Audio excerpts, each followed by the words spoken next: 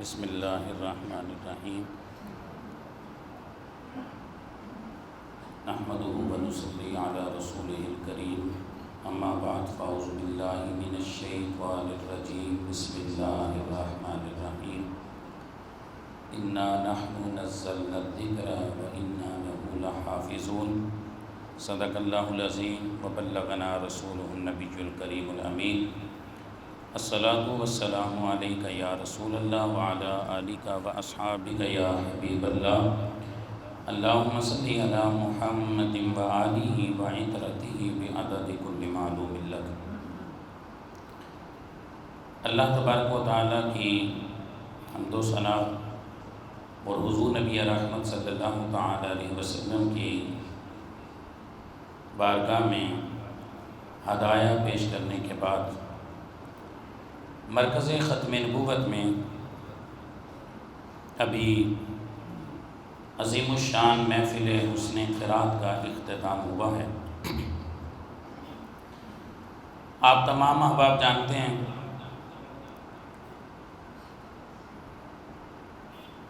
Europe کے ایک چھوٹے سے حصے سویڈن میں عالمی سطح کی ایک دہشت گردی کی گئی۔ وہ یہ کہ اللہ تعالیٰ کا نازل کردہ کلام مجید جو حضور نبی رحمت تاجداری ختم نبوت صلی اللہ تعالی علیہ وسلم کی سینہ اقدس پہ نازل کیا گیا، شرق سے لے کر غرب تک اور شمال سے لے کے جنوب تک، آسمان کی بلندیوں سے تحت الثری تک، اس کتاب کے ایک حرف کی مثل بھی دنیا میں نہیں پائی جاتی۔ بدبخت نے قرآن مجید فرقان حمید کی نعوذ باللہ توہین کی، اور وہ جس انداز سے کی وہ میری زبان بھی اس بات کو بیان نہیں کر سکتی اور ضرورت بھی نہیں ہے۔ اس پر عالم اسلام پورا کا پورا غم و غصہ میں ہے اور تکلیف اور پریشانی میں اور کرب میں ہیں ہم کہ قرآن مجید فرقان حمید کی بے حرمتی جس انداز سے وہاں پہ کی گئی۔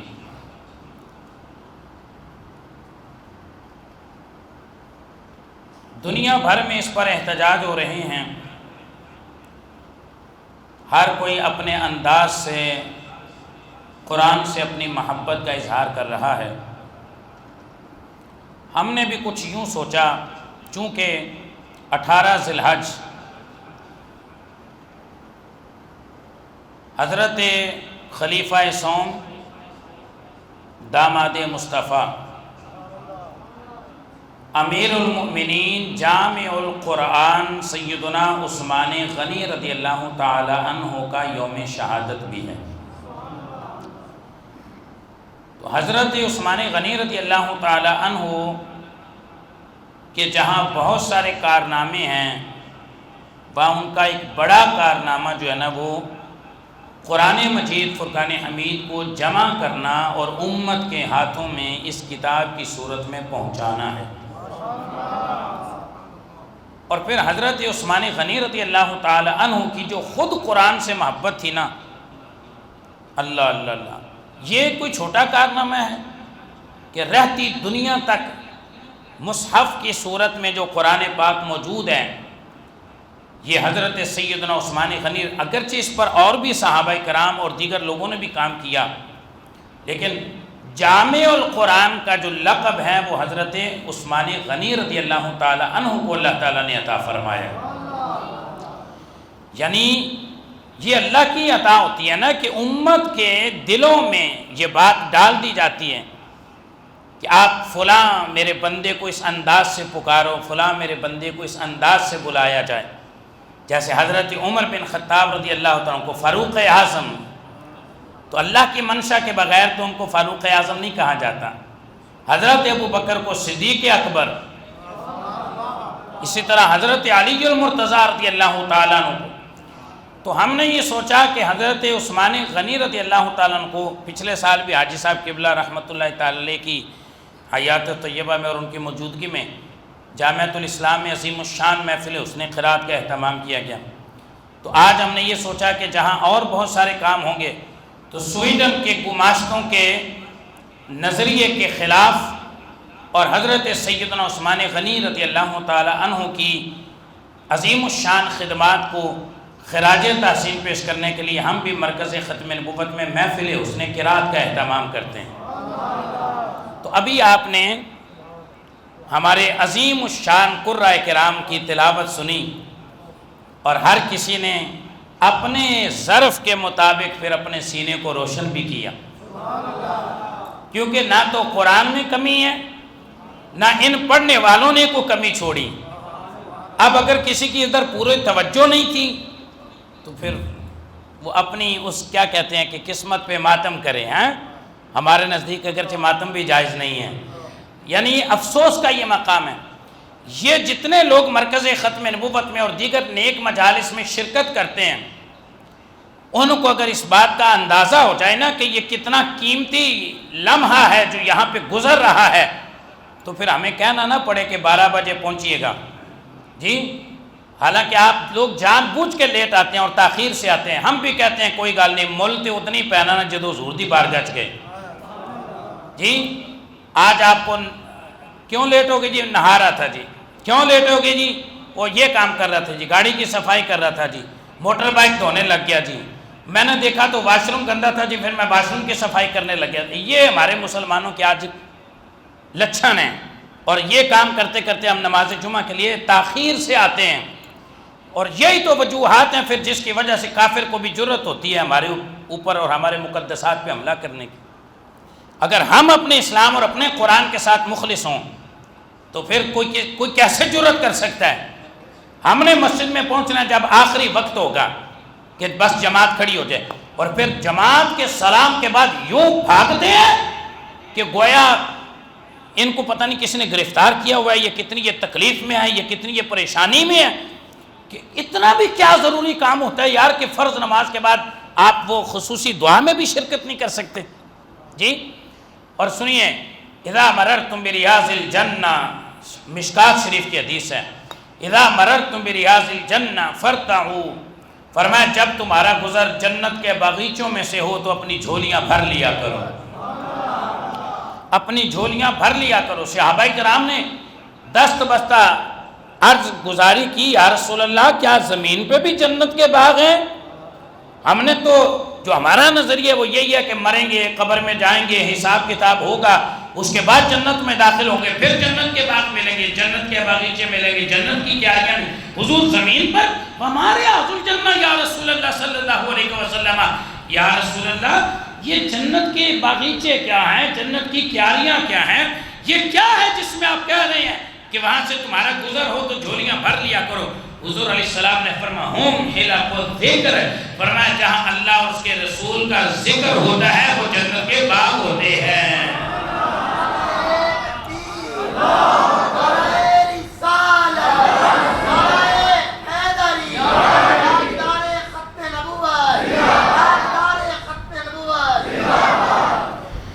حضرت سیدنا عثمان غنی رضی اللہ تعالی عنہ، قرآن سے محبت. آج مسلمانوں چند لمحے جو میں نے گفتگو کرنی ہے اور پوری دنیا میں علماء اپنا جو واز کریں گے وہ اسی موضوع پر آیا ہے کہ آؤ قرآن سے جڑ جاؤ، صاحب قرآن سے جڑ جاؤ.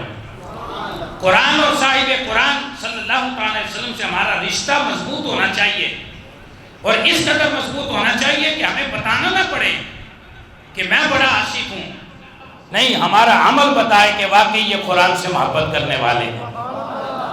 اور قرآن سے محبت کیسی؟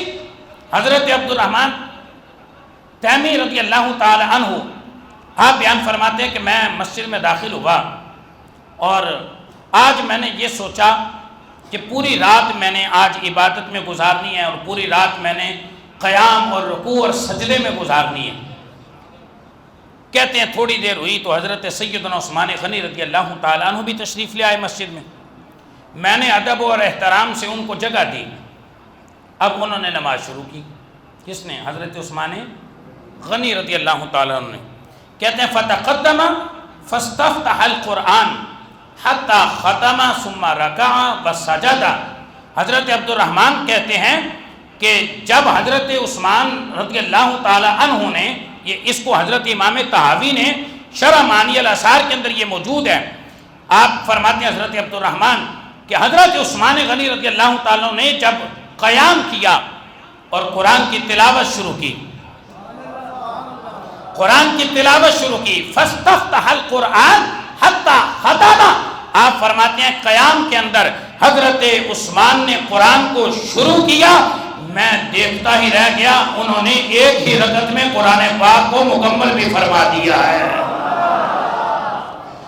اب اگر آپ اس کو صرف اسی اپنی عقل کی کسوٹی پہ ہی تولتے رہیں گے، ایک رات میں قرآن نہیں ختم ہو سکتا، کوئی کیسے پڑھ سکتا ہے، کوئی کیا کسی کو پیاس نہیں لگی، کیا وہ تھکے نہیں، وہ ان سارے سوالوں کا جواب بھی حضرت عثمان نے دیا ہے، حضرت عثمان نے ہی دیا ہے۔ اور پڑھیے ذرا حضرت عثمان غنی رضی اللہ تعالیٰ عنہ کا فرمان علی شان، آپ فرماتے ہیں کہ ہمارے دل پاک ہو جائیں، اگر ہمارے دل پاک ہو جائیں، حضرت عثمان غنی رضی اللہ تعالیٰ عنہ فرماتے ہیں اگر ہمارے دل پاک ہو جائیں تو ہم کبھی اللہ کے کلام سے سیر نہیں ہو سکتے، یعنی یہ نہیں ہو سکتا کہ ہمارا دل بھر جائے اللہ کے کلام سے، دل کرے گا اور قرآن پڑھو اور قرآن سنو اور قرآن کی تلاوت کرو، لیکن یہ کب کرے گا؟ جب ہمارا دل اللہ کی محبت اور اس کے پیار کی وجہ سے پاک ہو جائے گا۔ دلوں کا پاک ہونا قرآن سے محبت کی دلیل ہے۔ لوگوں اپنے دلوں کو پاک کرو، جب دلوں کو پاک کرو گے تم قرآن پڑھتے چلے جاؤ گے، تمہارے دلوں میں اللہ کا نور پیدا ہوتا چلا جائے گا۔ لیکن ہمارے ہاں تو ایک رکوع پڑھنا مشکل ہو جاتا ہے، ایک پارہ پڑھنا مشکل ہو جاتا ہے۔ رمضان میں مسلمانوں کا حال دیکھنے والا ہوتا ہے، پہلے دن سوا پارہ پڑھا جائے تو 25% نمازی تو جاتے ہوئے کہتے ہیں امام صاحب سے، قاری صاحب نے کو ساڈا بھی خیال کرو، جی تہاڈا خیال نہ کیتا تسی فوت ہو جانا ہے، ہاں جی مر گئے کنے قرآن پڑھنے والے اور سننے والے۔ یہ ہمارا طریقہ کار ہے کہ ہم قرآن سن نہیں سکتے، پڑھ نہیں سکتے، اس کو اپنے سینوں میں اتار نہیں سکتے۔ جب حضرت عثمان غنی رضی اللہ تعالیٰ کا کیا کردار ہے، آپ فرماتے ہیں وَإِنِّي لَأَكْرَهُ أَن يَأْتِيَ عَلَيَّ يَوْمًا لَا أَنظُرُ فِي الْمُصْحَفِ، آپ فرماتے ہیں میں نہیں چاہتا کہ میری زندگی میں کوئی ایسا دن بھی آئے کہ جب میں قرآن کی زیارت نہ کر سکوں، جب قرآن کی زیارت نہ کر سکوں۔ حضرت عثمان غنی کہتے ہیں میری زندگی میں کوئی ایسا دن نہ آئے کہ جب میں قرآن کی زیارت نہ کر سکوں۔ اور اب آپ یہاں سے یہ سبق نہ لے لینا کہ قرآن تو ہمارے گھروں میں بھی بہت پڑے ہوئے ہیں جی، اور وہ ہم نے الماریوں میں رکھے ہوئے ہیں، ان کے اوپر گرد و غبار پڑ رہی ہے، اس کا غلاف کبھی ہم نے اتار کے نہیں دیکھا، ہم بھی روزانہ اس کی زیارت کرتے ہیں۔ محدثین نے اس حدیث کے تحت لکھا ہے کہ حضرت عثمان غنی رضی اللہ تعالیٰ کے زیارت کا لفظ بولنے سے مراد یہ ہے کہ ہر روز میں چاہتا ہوں میں قرآن کی زیارت بھی کروں، میں قرآن کی تلاوت بھی کروں۔ اور آج کل ہمارا حشر کیا ہے یہ ہمیں خود سوچ لینا چاہیے۔ میں نے بہت لمبا بیان تیار کرنے کے بجائے اس بات کو اہمیت اور فوقیت دی کہ آپ قرآن سنیں آ کر، ہو سکتا ہے کہ قرآن سننے کی برکت سے، کیونکہ دل کو ملتا ہے کیا سرور، قرآن پڑھ کے دیکھو، شیطان ہوتا ہے کیسے دور، قرآن پڑھ کے دیکھو، اور اپنے گھروں میں اندھیروں کی شکایت کرنے والوں ہوتا ہے کیسے نور، قرآن پڑھ کے دیکھو۔ یہ یورپ میں، امریکہ میں، دیگر ممالک میں یہ جو بدبخت قرآن کی بے حرمتی کرتے ہیں، آئے روز کوئی قرآن کو پانی میں ڈال رہا ہے، کوئی قرآن کو جلانے کی کوشش کرتا ہے، کوئی قرآن کو پھاڑنے کی کوشش کرتا ہے۔ اصل میں بات تو یہ ہے کہ وہ قرآن کا عروج جو ہے نا اس کو برداشت نہیں کر پا رہے ہیں، اور ہمیشہ جب کوئی کسی کے کام کا عملاً جواب نہیں دے سکتا، مقابلہ نہیں کر سکتا، پھر وہ بد تہذیبی، بدتمیزی، اچھے ہتھ کندوں پہ اتر آتا ہے۔ ہمارے معاشرے میں بھی یہی ہوتا ہے، اور وہ بھی یہی کر رہے ہیں کہ وہ قرآن کا مقابلہ نہیں کر سکتے، وہ قرآن کے بڑھتے ہوئے فیضان کو روک نہیں سکتے، اور پھر وہ یوں سمجھتے ہیں کہ ہم قرآن کو یوں ختم کر دیں گے، لیکن رب لم یزل کی قسم ہے کہ دنیا بھر کے اندر جہاں مسجدیں قائم ہیں، مدرسے قائم ہیں، قاری قرآن پڑھ رہے ہیں، حافظ قرآن یاد کر رہے ہیں، یہ قرآن ختم نہیں ہو سکتا۔ ظالمہ تم ختم ہو جائے گے، قرآن قیامت تک زندہ و زندہ رہے گا۔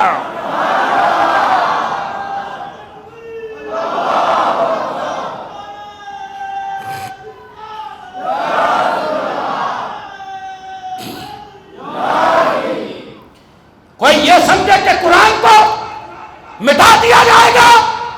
یہ قرآن اللہ کی کتاب ہے، رسول کائنات کے سینہ اقدس میں نازل ہونے والا یہ بے مثل بے مثال کتاب ہے۔ خدا کی قسم جو قرآن کو مٹانا چاہتے ہیں وہ مٹ جائیں گے، قرآن زندہ رہے گا، قرآن زندہ رہے گا۔ بابا سے بلند بولیے، قرآن زندہ رہے گا۔ لیکن اس کو صرف نعروں کی حد تک نہ رکھا جائے۔ آؤ یار قرآن سے جڑ جاؤ۔ ہمیشہ جب بھی کفر کوئی سازش کرتا ہے، وہ آپ کیا سمجھتی ہیں کہ یہ جس بدبخت نے قرآن جلایا اس نے بس ایک دم سے اس کے ذہن میں خیال آیا اور اس نے وہ کر دیا؟ یہ پری پلاننگ ایک ان کا یہ فعل عمل قبیح ہے جو اس نے کیا۔ اس کے پیچھے ان کی عدالت، ان کی سیکورٹی کے ادارے وہ اس کی پشت بنائی کر رہے ہیں۔ وہ جو بھی اس طرح کی شرارت کرتے ہیں نا، وہ پہلے دیکھتے ہیں کہ اس کا رد عمل کیا آئے گا، رد عمل کیا آئے گا۔ اگر تو بڑے لیول کا رد عمل آنے کا خدشہ ہو وہ رک جاتے ہیں، اور اگر ان کو اندازہ ہو کہ بس ٹھیک ہے ایسے چل رہا ہے پھر وہ کر گزرتے ہیں۔ بدقسمتی یہ ہے کہ آج 57 اسلامی ممالک ہے کم و بیش، عوام کو احتجاج کرے ان کا حق ہے، ہم بھی کریں گے ابھی نماز جمعہ کے بعد۔ عوام کو کرب اور تکلیف کا اظہار اپنی صورت میں کرے تو عوام تو کریں گے نا، لیکن بدقسمتی یہ ہے کہ حکمران بھی احتجاج اور مذمت پہ ہی اتر آئے ہیں۔ کاش کہ آج فاروق اعظم کا کوئی غلام ہوتا، کاش کہ آج خالد بن ولید کا کوئی دیوانہ ہوتا، کاش کہ آج حضرت علی المرتضی شیر خدا رضی اللہ تعالیٰ عنہ کا کوئی مستانہ ہوتا۔ پھر ہم دیکھتے ہیں کہ ان میں کیسی جرت ہے۔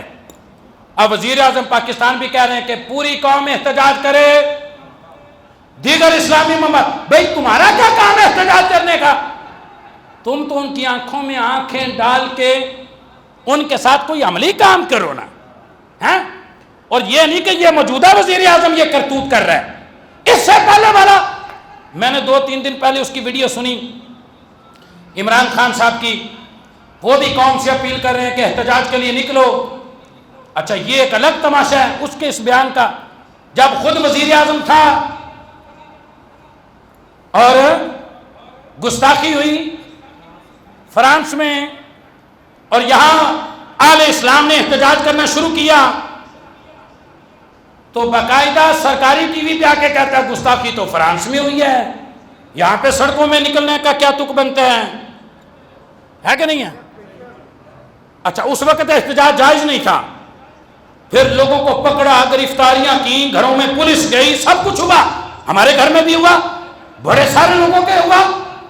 اور آج جب خود حکمران نہیں ہے، خود کرسی اقتدار پہ فائز نہیں ہے، تو اب قوم کو کہتا ہے باہر نکلو۔ یہ اتنا بڑا منافق ہے، اقتدار کے لیے کیا کچھ کرنے کو تیار ہے۔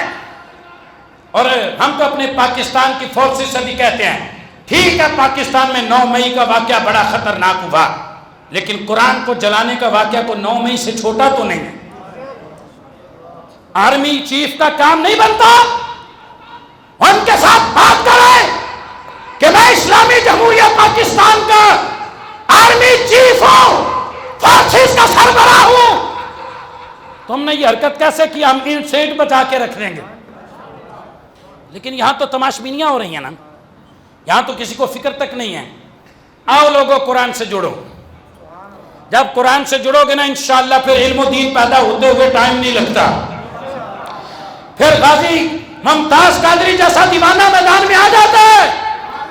آؤ قرآن سنو اور پڑھو. اور مومنوں کی تو علامت ہی کیا ہے, وَإِذَا سَمِعُوا قرآن 7واں پارہ.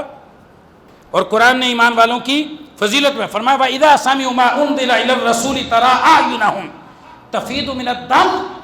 مسلمانوں کی ایک بڑی نشانی یہ ہے, جب قرآن سنتے ہیں نا تو ان کی آنکھوں میں آنسوؤں کی لڑیاں جاری ہو جاتی ہیں, ان کی آنکھوں میں آنسو جاری ہو جاتے ہیں. قرآن محبت سے سنو, محبت سے پڑھو.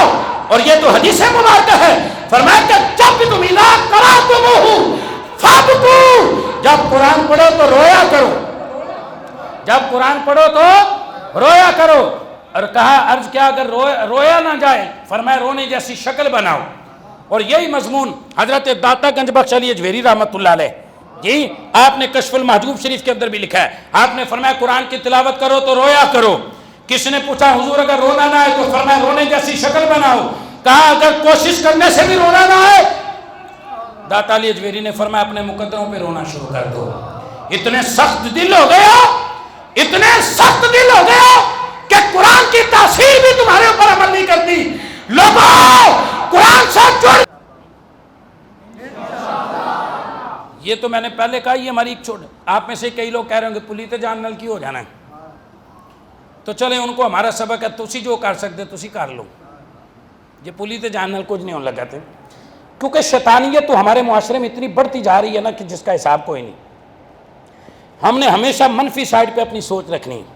دو مکھیاں ہوتی ہیں نا, ایک شہد کی مکھی, ایک گندگی کی مکھی. شہد کی مکھی کو آپ پکڑ کے بھی کہیں گے نا گندگی تے بہ جانی بھائی, بولیے. اور گندگی والی مکھی نے اس نے گندگی پہ ہی جانا ہے کیونکہ اس کو سکون ادھر ہے. تو ہم شہد کی مکھی بنیں, ہر کام میں کیڑے نکالنے والے نہ بنیں. جو کوئی اچھا کام کر رہا ہے اس کے دست و بازو بن جاؤ, اس کے ساتھی بن جاؤ, اس کے ہم سفر بن جاؤ. اور جس طرح ہمارے قاری صاحبان نے قرآن پڑھا نا, میں چاہتا ہوں کہ آپ میں سے ہر بندہ یوں قرآن پڑھے. ہولی ہولی بولے جی سبحان اللہ. کیونکہ ڈر جاندے ہو نا قرآن دے نام تو ڈر لگتا ہے نا, ڈر لگتا ہے ہمیں قرآن کے نام سے. ہم کہتے ہیں یہ کیسے ہو سکتا ہے, یہ کیسے پڑھ سکتے ہیں, جی کیا بنے گا. یہ تو الگ کام انہوں نے شروع کر دیا. ہم نے مساجد و مدارس میں دروازے آپ کے لیے کھول رکھے ہیں, اور قرآن کرام سے کئی دفعہ گزارش کی, اور آپ سے بھی کئی دفعہ کی, آؤ ان کے پاس پڑھو جس نے قرآن نہیں پڑھا. اور اب تو میں نے یہ نیت کی ہے کہ ہم پہلے تو ہمارے قاری صاحبان مشق کرواتے ہیں صرف حفاظ کرام کو نا, آئندہ ہم عوام الناس کو بھی مشق کروائیں گے. ہاں جی, ہمارے ایوب بھائی ایک سونی صورت, سارا قرآن ہی سونا ہے, ایک صورت یہ یاد کریں گے, اور قاری فضل اللہ صاحب کی طرح پھر یہ قرآن کی تلاوت کریں گے. آپ میں سے بھی کوئی بندہ نیت کرتا ہے کہ ہم بھی قرآن ایسے پڑھا کریں گے انشاءاللہ. اور سنیے حضرت سیدنا عثمان غنی رضی اللہ تعالیٰ عنہ کے یوم شہادت کی نسبت سے اور ان گماشتوں کی اس بدماشی کے رد عمل کے لیے میں نے ایک نیکی کی نیت کی ہے کہ انشاءاللہ تعالی ہم ان قریب 10 محرم الحرام سے انٹرنیشنل قرآن کالج کا آغاز کرنے جا رہے ہیں. انشاءاللہ انٹرنیشنل قرآن کالج کا آغاز ہوگا. اس میں صرف قرآن درست ادائیگی کے ساتھ پڑھایا جائے گا, قرآن کا ترجمہ ہوگا, قرآن کی تفسیر پڑھائی جائے گی, اور آن لائن دنیا بھر سے لوگ قرآن پڑھیں گے. آن لائن قرآن پڑھائیں گے انشاءاللہ. آپ بھی پڑھیں, وہ بھی پڑھیں, اور جلنے والے جلیں. وہ تو جلتے ہی رہیں گے نا, لیکن ہم انشاءاللہ قرآن پڑھیں گے کہ نہیں, بولو. حضرت عثمان غنی کے یوم شہادت میں وعدہ کر لو جس نے قرآن نہیں پڑھا ہم قرآن پڑھیں گے. ہاتھ اٹھا کے بولو ہم قرآن پڑھیں گے, اور قرآن اور صاحب قرآن کے دشمنوں کا مقابلہ ہر سطح پہ کریں گے.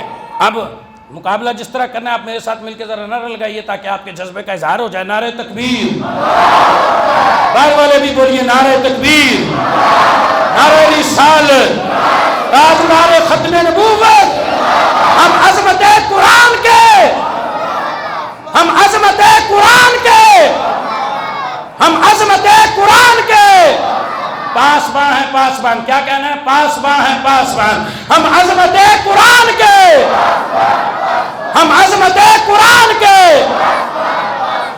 آج ہمارا جو ہفتہ وار یہاں ختم خواجگان ہوتا ہے وہ نہیں ہوگا، نماز جمعہ سے فارغ ہو کے تمام احباب یہاں باہر جمع ہوں، انشاءاللہ ہم پولیس اسٹاپ تک واک کریں گے، وہاں پہ احتجاج ہوگا، دعا کریں گے، اللہ تعالیٰ میری اور آپ کی